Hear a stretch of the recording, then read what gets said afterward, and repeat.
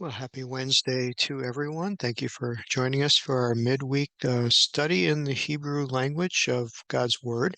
And it's kind of exciting today. We are um, moving from the book of Ruth that we finished last week. And as what was requested by one of our listeners was to go into the book of Daniel. And Daniel is going to be a wonderful study.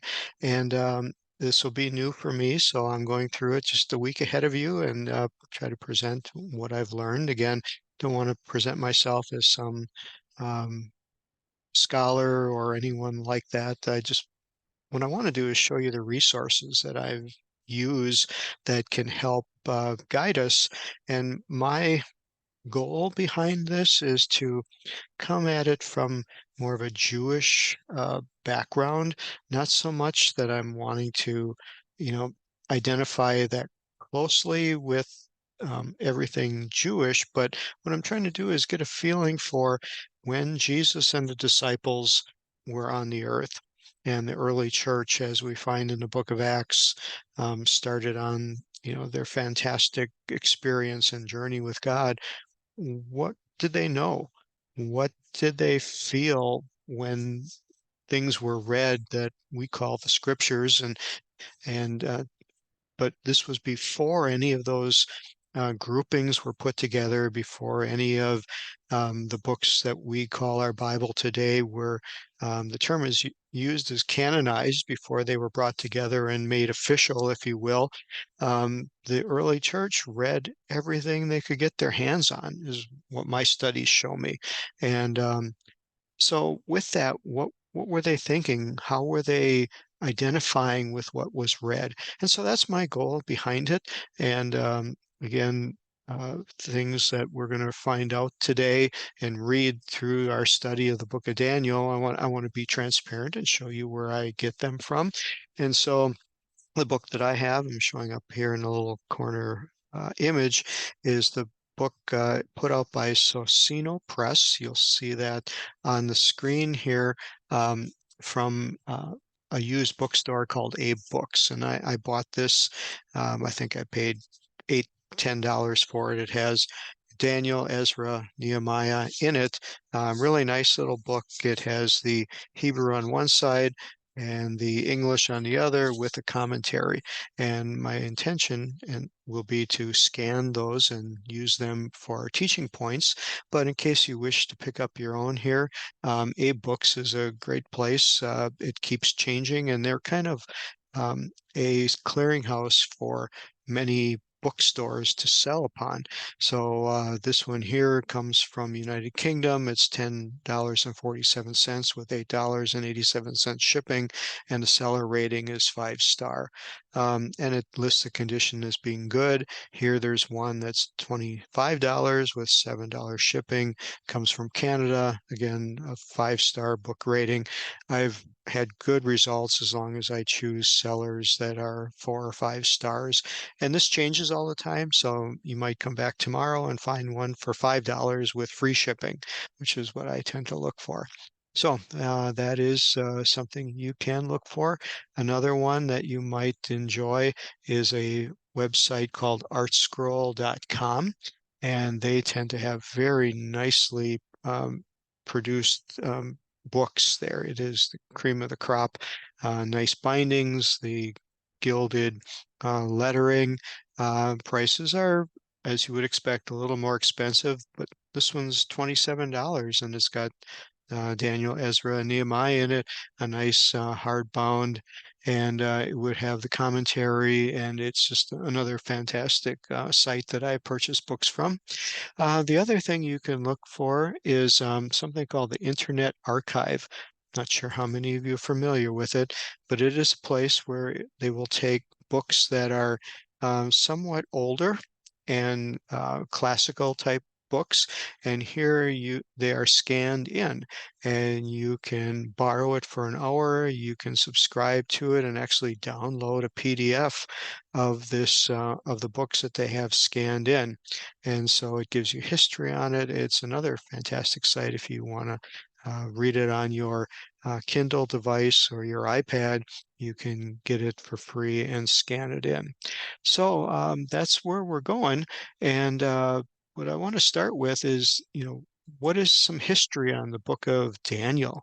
You know, it's not maybe a book everybody's read, although if you've gone to any type of religious training, Sunday school, you'll hear the story of Daniel in the lion's den.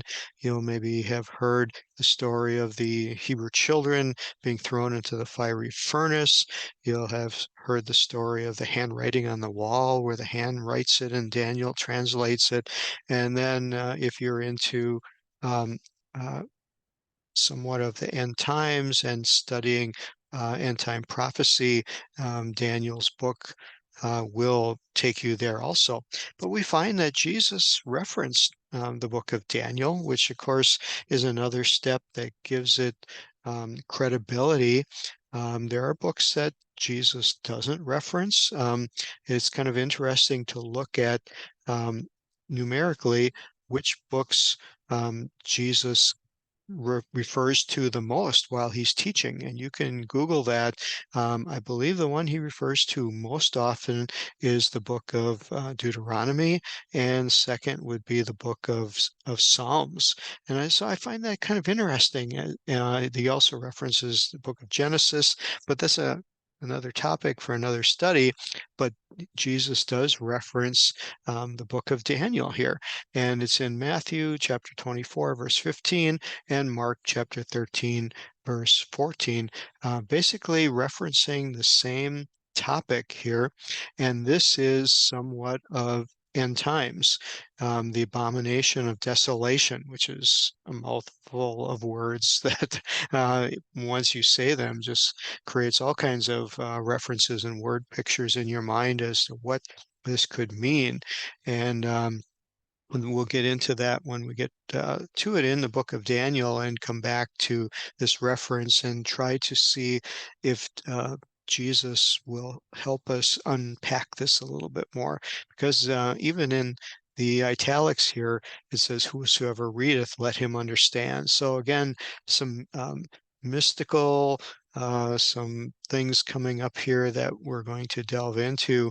But it is interesting that he mentions it these two times, but in reference to just one um, topic. He doesn't mention Daniel in the lion's den. He doesn't mention the other stories we're going to come across, but he does mention it in reference to the destruction of the temple, destruction of Jerusalem, the overrunning of Jerusalem, and that is the first interpretation, but there also may be another interpretation um, for future events that are coming. There's always different layers in these passages, and so we will set off on that journey. So, with that, a little bit of a preface, we're going to jump into what I have scanned in from this Socino copy, and it has a beautiful introduction. I will include this PDF in the lesson that gets emailed out.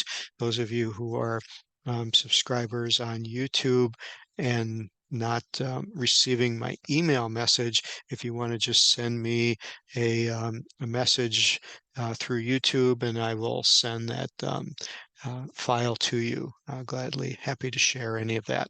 So it has a nice introduction. First, we want to look at the names. Every name in the Bible has a meaning to it. It may have been the name that was given to them at birth, or it may have been a name that was given to them because of their character. And so this is interesting here that Daniel, and in Hebrew, it would be pronounced Daniel, um, with the emphasis on the EL, and the L at the end is the somewhat abbreviated name for God. It's a shortened version of Elohim, which we find throughout the scriptures in the Hebrew language. Again, this is somewhat hidden by the English translation. We see just it translated as God or Lord, meaning Lord. And that's, of course, why we're studying in the Hebrew is to get a little bit greater depth, a greater richness. We would have never known that Daniel has the word of name of God in the latter part of it. And because English won't give you that, but Hebrew certainly does. And so the word Dan or Dan is, if you remember, a tribe of Israel, one of the children of Israel, and its name means to be judged or to be investigated. Again, judging in a biblical sense is a different term and has different nuances than what comes to our mind in our 21st century Midwestern United States understanding of what a judge is.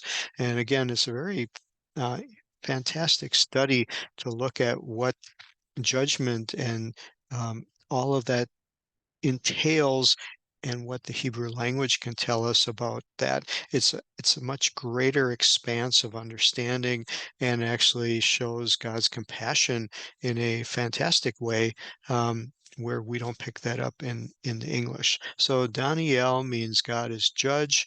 There's a lot of reading material here. I'm only going to go over a few of the highlights for the sake of time and send this PDF format with you if you want to continue to read all of the history.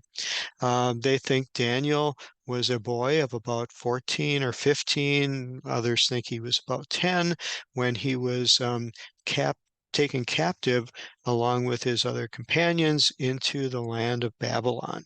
So again, think of a young boy, age either 10 to 15, being torn from his home. We don't know what happened to his mother and father, his ancestors. Um, Typically, things did not go well when nations conquered other nations, and especially being carried into captivity. Just thinking of, you can't help but see the news on what has happened in Israel with Hamas taking the captives and how that went down. And all of this comes to mind as to just what it must have been like to be uprooted from his family and taken into a strange nation. How did they treat him? What was going to happen to him? um, just all of these things that come to mind. And that's some of the things we're going to look for as we're studying the life of Daniel. So that's noteworthy, his young age. The book itself, here's where some of the scholars go through, kind of tell you what it was based upon. The language we're going to come across is, as we would have guessed, Hebrew, but there's also parts that are in Aramaic. And we'll look at those. Also very interesting in that Aramaic is one of the other languages that I'm studying, because it was the language that Jesus and the disciples spoke as the common language at that time. This is somewhat new information in the past 50 years, has come to light. Previously, the position was that Jesus and his disciples spoke Greek as the common language, but that has now come under a change of scholarly information based upon new documents that were found from that time period, based upon another witness I feel is the Targums, which are Aramaic translations of the Hebrew scriptures. They were translated right about Jesus's time, a little bit after, into 100 AD, because the Jewish or Hebrew language was falling into disuse, and so they translated the Bible into Aramaic because that was the common language of the day. Again, another something that tells us that Aramaic was very, very prominent.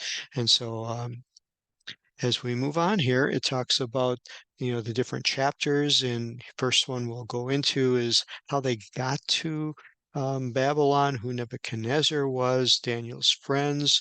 Um, Talks a little bit about the history of Daniel, that it, took a little while to be recognized. Again, that's another fascinating subject to study is how did we get our Bible? Where did these writings come from? Who determined what should be in and which ones should be out? Why are there different Bibles in different religions that include books that are not commonly accepted? Why do the Catholic Bibles have books in them that are accepted as biblical, but the Protestant Bibles do not. Same way with the Hebrew Bibles have books that are considered accepted and other ones that are not. Again, here's a term called the Masoretic text. These are the group of people that took and kind of brought the Hebrew Bible together, added the vowel pointings, put it in the language that we have today, and they finished their work around 900 AD. So the oldest Hebrew text that we have in its completion comes from that time frame. And so just going through, the books are grouped together in the Hebrew Bible of in these time periods. And so that's kind of interesting, different than in the Protestant Christian Bibles where they're broken apart. They keep them together based upon the time frames that were brought in.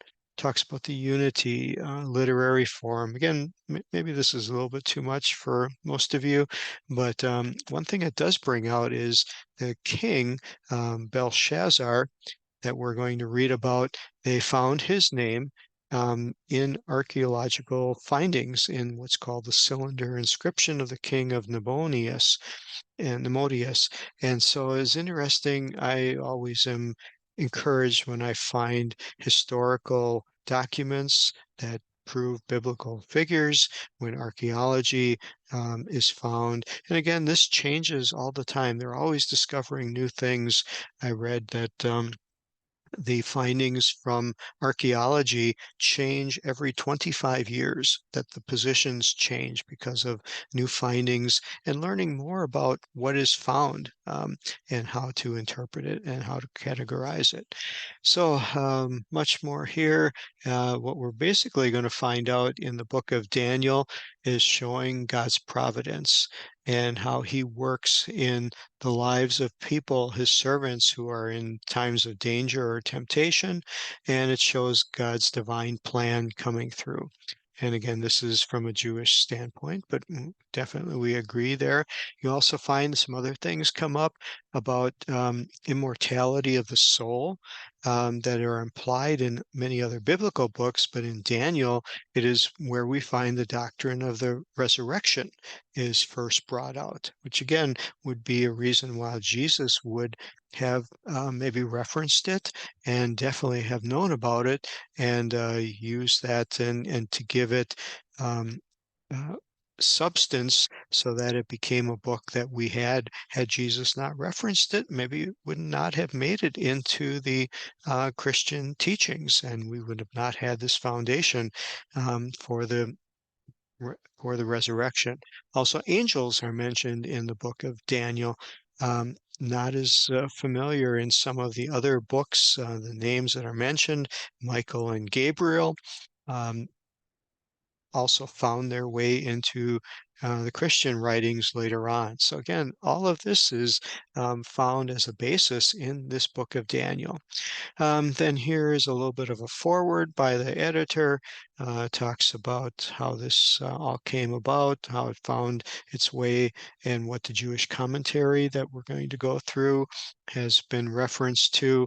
It mentions when you read a Hebrew Bible and compare that to the authorized version or the revised versions, they didn't keep the chapter numbers and um, in the same order. The Hebrew Bible will have somewhat slightly different numbering, and that sometimes causes some confusion. Just have to be aware of it and look for it. The chapter and verse in your authorized versions, such as the King James and most of the Christian versions, do not always correspond to the versions that are used by those who speak Hebrew or those that are Jewish and attend a synagogue. And then, of course, it gives an interesting chronological table of where this fits in. Again, if you're a history buff and you want to see how this fits in the time frame of from the time of Abraham to the time of the reign of Nebuchadnezzar, this is all just very interesting in the revolt of the Maccabees and this kind of leads up to the time of when Jesus was born. So again, very, very fitting how this comes in and leads up, and how pertinent the teachings of Daniel are to what we study in Christian teachings in the New Testament. So that pretty much takes us to as far as we wanted to go today. Got a little bit of introduction. It's going to be an exciting study, and Lord's willing, next week we'll start into chapter 1 of the book of Daniel. I hope you stay with us. Hope you enjoy it. God bless you all and have a wonderful week. Bye bye.